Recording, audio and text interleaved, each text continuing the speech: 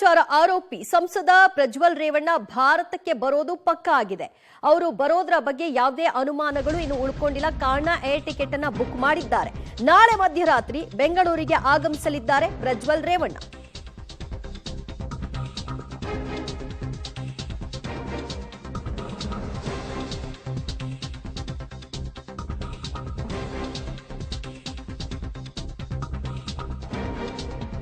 ಅತ್ಯಾಚಾರ ಆರೋಪವನ್ನು ಎದುರಿಸ್ತಾ ಇರುವ ಪ್ರಜ್ವಲ್ ರೇವಣ್ಣ ಭಾರತಕ್ಕೆ ಬರೋದು ಪಕ್ಕಾ ಆಗಿದೆ. ನಾಳೆ ಮಧ್ಯರಾತ್ರಿ ಬೆಂಗಳೂರಿಗೆ ಆಗಮಿಸ್ತಾರೆ ಪ್ರಜ್ವಲ್ ರೇವಣ್ಣ.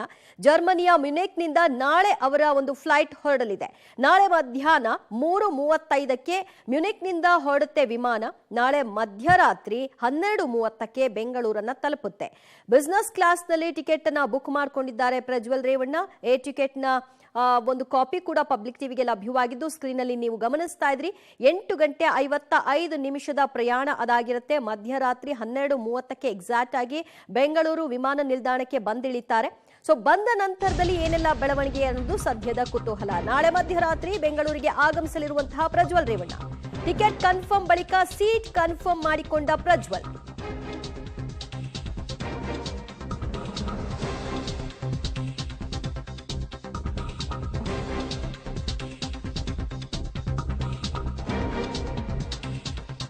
ನಾಳೆ ಮಧ್ಯರಾತ್ರಿ ಬೆಂಗಳೂರಿಗೆ ಪ್ರಜ್ವಲ್ ರೇವಣ್ಣ ಅವರ ಆಗಮನ ಆಗುತ್ತೆ. ಟಿಕೆಟ್ ಅನ್ನ ಕನ್ಫರ್ಮ್ ಮಾಡಿಕೊಂಡಂತಹ ಬಳಿಕವಾಗಿ ಅವರು ಸೀಟ್ ಅನ್ನು ಕೂಡ ಖಾತ್ರಿಪಡಿಸಿಕೊಂಡಿದ್ದಾರೆ. ಇಮೇಲ್ ಮೂಲಕ ಲಾಗಿನ್ ಆಗಿ ಸೀಟ್ ಕನ್ಫರ್ಮ್ ಅನ್ನ ಮಾಡಿಕೊಂಡಿದ್ದಾರೆ ಪ್ರಜ್ವಲ್ ರೇವಣ್ಣ. ಪ್ರಜ್ವಲ್ಗಾಗಿ ಬಿಸಿನೆಸ್ ಕ್ಲಾಸ್ನ 3K ಸೀಟ್ ಅನ್ನ ಕಾಯ್ದಿರಿಸಲಾಗಿದೆ. ಪಬ್ಲಿಕ್ ಟಿವಿಯ ಬಳಿ ಸೀಟ್ ಕನ್ಫರ್ಮ್ನ ಎಕ್ಸ್ಕ್ಲೂಸಿವ್ ಮಾಹಿತಿ ಕೂಡ ಲಭ್ಯವಾಗಿದೆ. ಮ್ಯುನಿಕ್ನಿಂದ ಅವರು ಪ್ರಯಾಣವನ್ನ ಬೆಳೆಸಲಿದ್ದಾರೆ. ನಾಳೆ ಮಧ್ಯಾಹ್ನ 3:35ಕ್ಕೆ ಇಲ್ಲಿಗೆ 31ನೇ ತಾರೀಕು ಮಧ್ಯರಾತ್ರಿ 12:30ಕ್ಕೆ ಅವರು ತಲುಪಲಿದ್ದಾರೆ. ಸೊ ಇದಾದ ನಂತರದಲ್ಲಿ ಅವರನ್ನ ವಶಕ್ಕೆ ಪಡ್ಕೊಳ್ಳಿಕ್ಕೆ SIT ಕೂಡ ಸಜ್ಜುಗೊಂಡಿದೆ.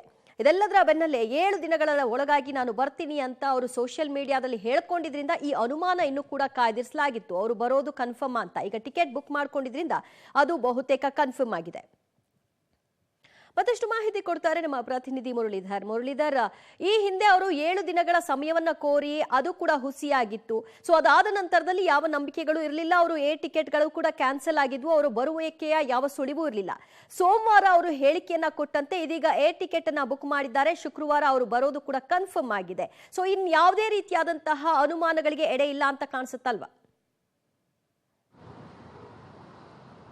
ಖಂಡಿತವಾಗಿಯೂ ದಿವ್ಯ, ಯಾಕೆಂದರೆ ಪ್ರಮುಖವಾಗಿ ಪ್ರಜ್ವಲ್ ರೇವಣ್ಣ ಕಳೆದ 3 ದಿನಗಳ ಹಿಂದೆ ಒಂದು ವಿಡಿಯೋ ತುಣುಕನ್ನು ಬಿಡುಗಡೆ ಮಾಡಿದರು. ನಾನು ಶುಕ್ರವಾರ ಅಂದರೆ ಮೇ 31ನೇ ತಾರೀಕು ಬೆಳಗ್ಗೆ 10 ಗಂಟೆಗೆ SIT ಮುಂದೆ ವಿಚಾರಣೆಗೆ ಹಾಜರಾಗ್ತೀನಿ ಅಂತ ಹೇಳಿ. ಆದರೆ ಯಾವ ದೇಶದಿಂದ ಬರ್ತಾರೆ ಮತ್ತು ಎಲ್ಲಿಂದ ಅವರು ಫ್ಲೈಯನ್ನು ಪ್ರಾರಂಭ ಮಾಡ್ತಾರೆ ಅನ್ನೋದ್ರ ಬಗ್ಗೆ ಯಾವುದೇ ರೀತಿಯ ಸ್ಪಷ್ಟತೆಗಳು SIT ಅಧಿಕಾರಿಗಳಿಗೂ ಕೂಡ ಇರಲಿಲ್ಲ. ಜೊತೆಗೆ ಪ್ರಜ್ವಲ್ ರೇವಣ್ಣ ಕೂಡ ಅದನ್ನು ಆ ಗುಟ್ಟನ್ನು ಬಿಟ್ಕೊಟ್ಟಿರಲಿಲ್ಲ. ಆದರೆ ನಿನ್ನೆ ರಾತ್ರಿ ಅದು ಕನ್ಫರ್ಮ್ ಆಗಿರೋಂಥದ್ದು. ನಿನ್ನೆ ರಾತ್ರಿ ಅವರು ಟಿಕೆಟನ್ನು ಕೂಡ ಬುಕ್ಕಿಂಗನ್ನು ಮಾಡಿದರು.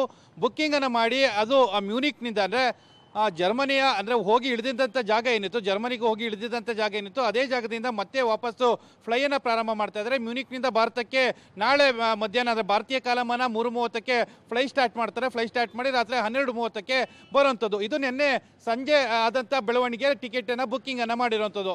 ಅದರ ಜೊತೆಗೆ ಇನ್ನೊಂದು ದೊಡ್ಡ ಮಟ್ಟದ ಬೆಳವಣಿಗೆ ನಡೆದಿರುವಂಥದ್ದು. ಈಗಷ್ಟೇ ಅವರು ಲಾಗಿನ್ ಕೂಡ ಆಗಿದ್ದಾರೆ. ಅಂದರೆ ಅವರು ಕನ್ಫರ್ಮೇಷನನ್ನು ಮಾಡ್ಕೊಳ್ತಾ ಇರೋಂಥದ್ದು.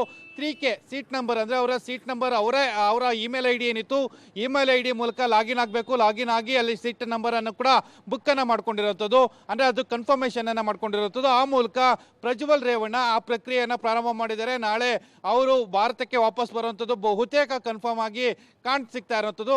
ಆ ಹಿನ್ನೆಲೆಯಲ್ಲಿ ಆ ಬೆಳವಣಿಗೆಗಳೆಲ್ಲ ಕೂಡ ಈಗ ಸದ್ಯಕ್ಕೆ ನಡೀತಾ ಇರುವಂಥದ್ದು. ದಿವ್ಯಾ, ಥ್ಯಾಂಕ್ ಯು ಮುರಳಿ ನಿಮ್ಮೆಲ್ಲ ಮಾಹಿತಿಗೆ. ಪ್ರಜ್ವಲ್ ರೇವಣ್ಣ ಭಾರತಕ್ಕೆ ಬರ್ತೀನಿ, ತನಿಖೆಗೆ ನಾನು ಸಹಕಾರವನ್ನ ಕೊಡ್ತೀನಿ ಇತ್ಯಾದಿ ವಿಚಾರಗಳನ್ನ ಹೇಳಿಕೆಯನ್ನ ಕೊಟ್ಟಿದ್ರು ವಿಡಿಯೋ ಮೂಲಕವಾಗಿ. ಆದರೂ ಕೂಡ ಟಿಕೆಟ್ ಕನ್ಫರ್ಮ್ ಆಗುವವರೆಗೂ ಕೂಡ ಎಲ್ಲಿಂದ ಬರ್ತಾರೆ, ಎಷ್ಟೊತ್ತಿಗೆ ಬರ್ತಾರೆ ಇದೆಲ್ಲದರ ಖಾತ್ರಿ ಈಗ ಆಗಿದೆ.